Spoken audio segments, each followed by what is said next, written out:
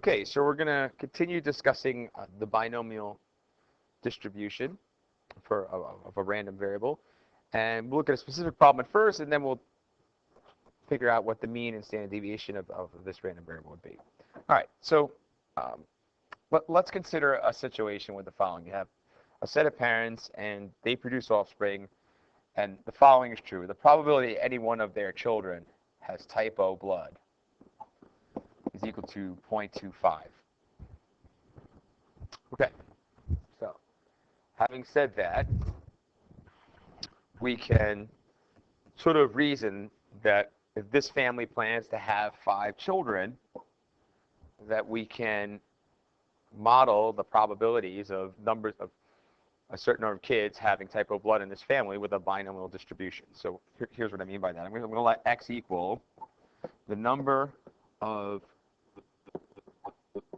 children in a family of 5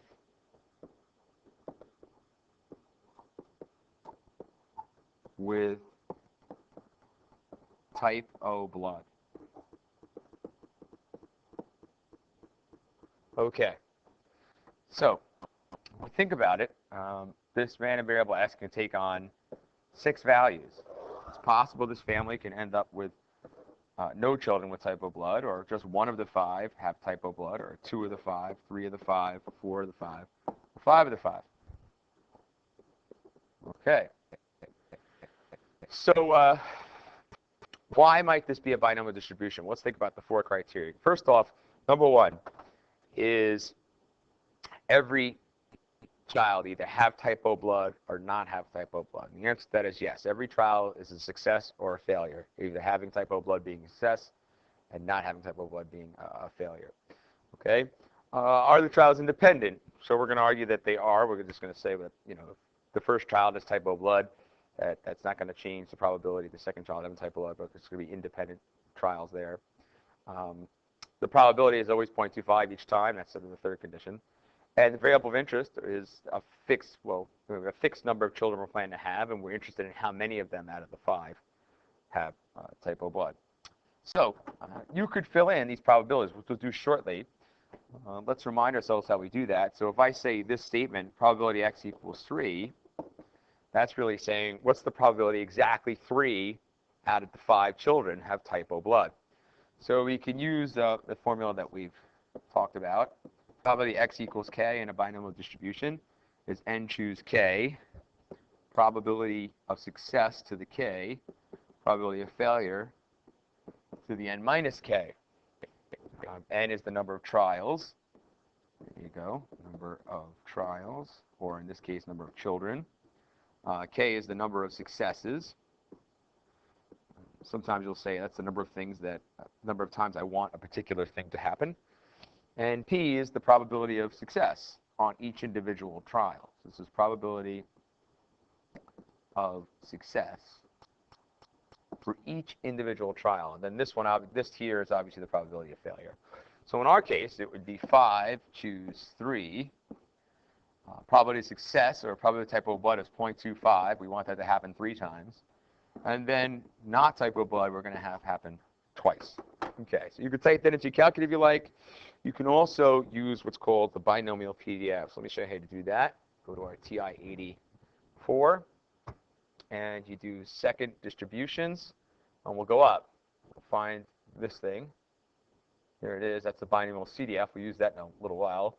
Binomial PDF, and it requires n, comma, p, comma, k. So n, the number of trials, is 5. Comma, p, the probability of success in each trial, is 0.25. And then comma k, we want exactly 3 successes.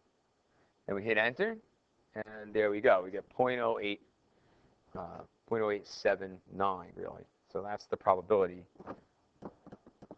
of exactly 3 out of the 5 children having type O blood. All right, if we want to get the rest of those probabilities, we can actually get the calculator to do that for us. So here we go. If you go to stat edit, we'll go to list 1.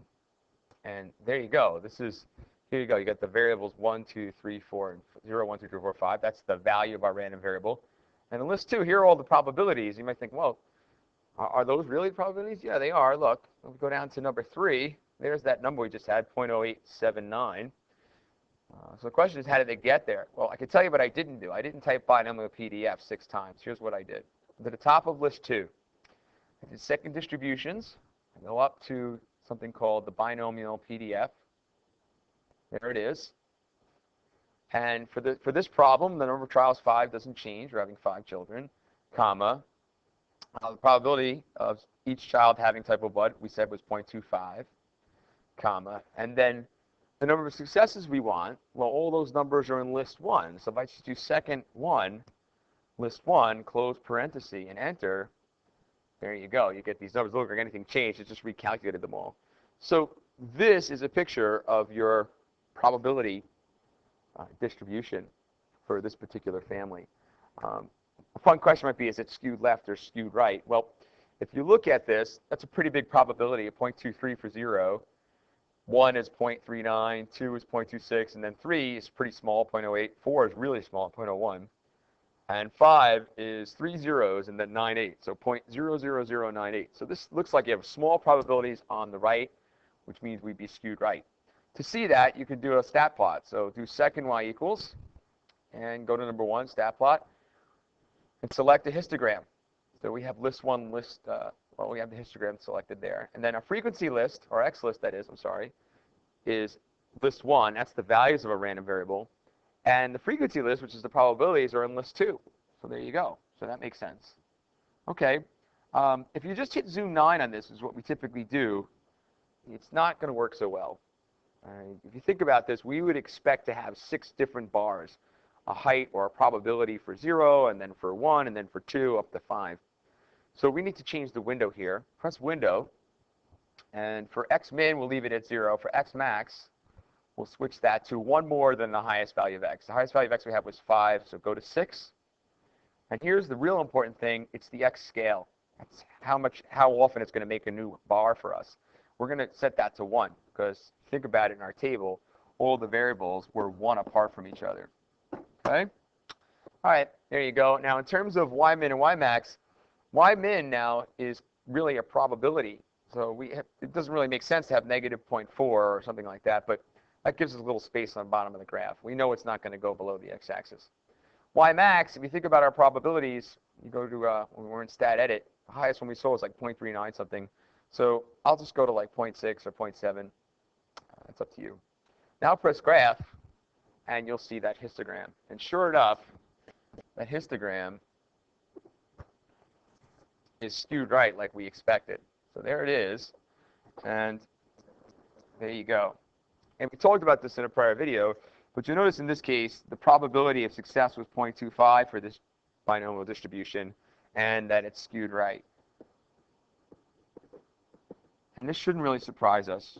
Since the probability is 0.25, that would mean the probability of having having no kids with type O blood, or 1 kid or 2 kids with type O blood, should really be higher than the probability of having 3 kids, 4 kids, or 5 kids out of 5 with type O blood.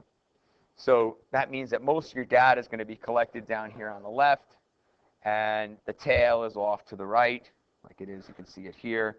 So that's why this distribution is skewed right. Just remember, if p had been, just a quick review of this, if p had equaled 0.5, you would have expected the distribution to be symmetric. And if p was greater than 0.5, you would expect the distribution to be skewed left. Okay? All right. So let's continue talking about this distribution. Now, just like any distribution, you should have the ability to find the mean and standard deviation of this distribution. So that's what we're going to do now. All right, so first things first, I'm going to take those numbers that were in the calculator and put them in here. So stat edit, there they are. Actually, I'll just grab them like this. Here we go. So there they are. If I want to find mu of x, I can do that just by doing the following.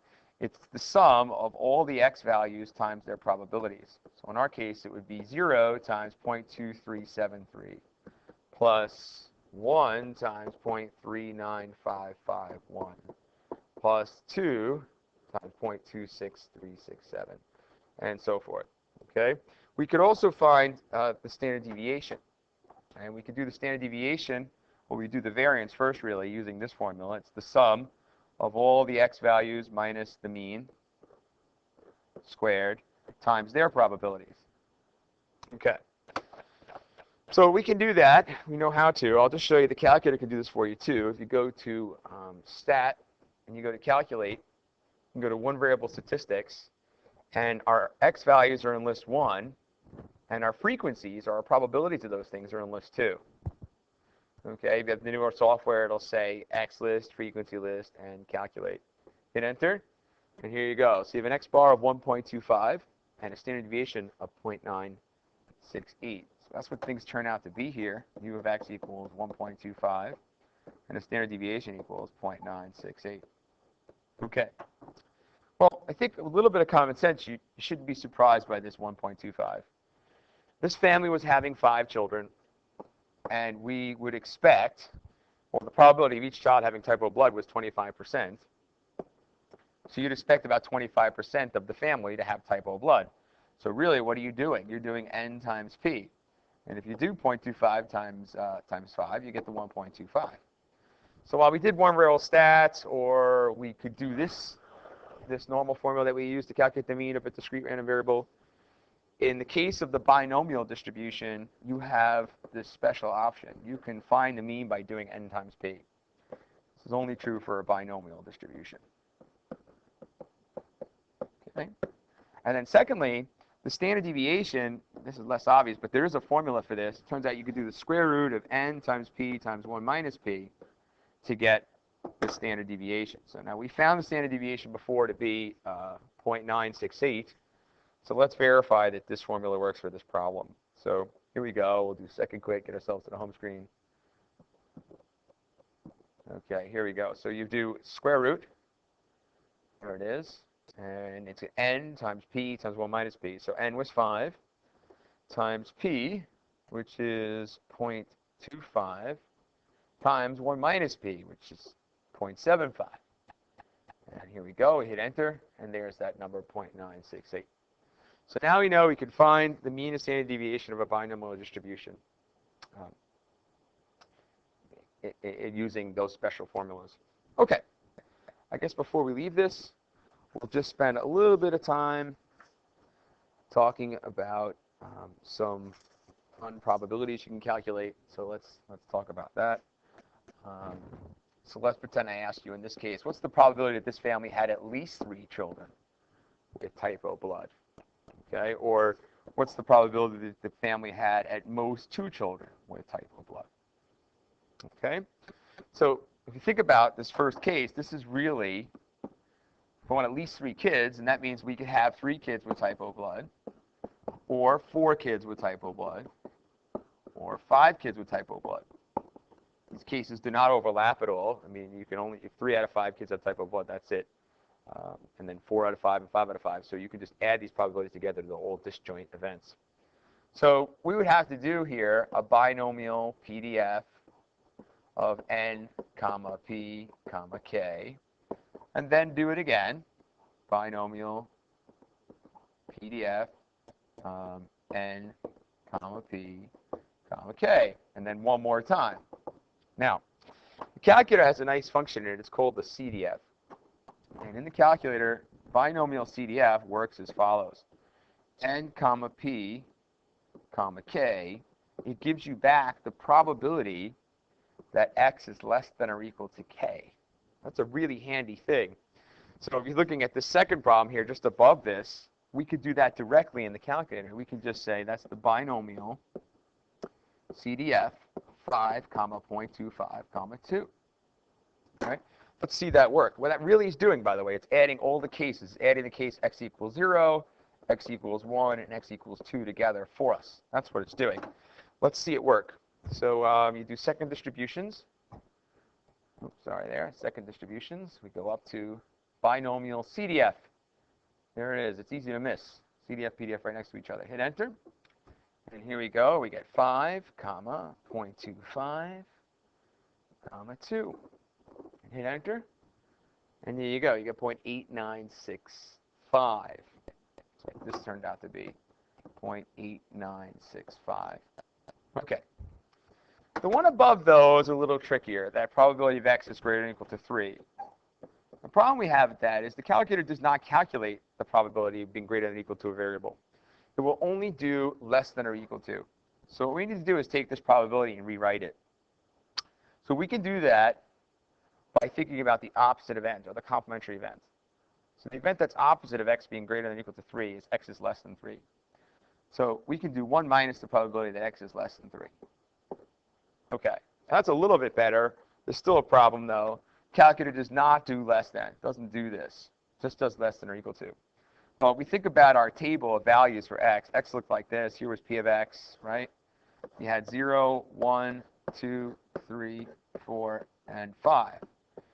If we think about this probability here, probability x is less than 3, well, if x is less than 3, then you're adding these cases together. So this is really the same thing as the probability that x is less than or equal to 2. And the calculator will do that for us. We know how to do that. So this is equal to 1 minus the binomial Cdf of 5, 0.25, 2. I happen to know the answer to that. It's 1 minus 0.8965, right? We got that up here earlier, 0.8965. So that should equal 0.1035.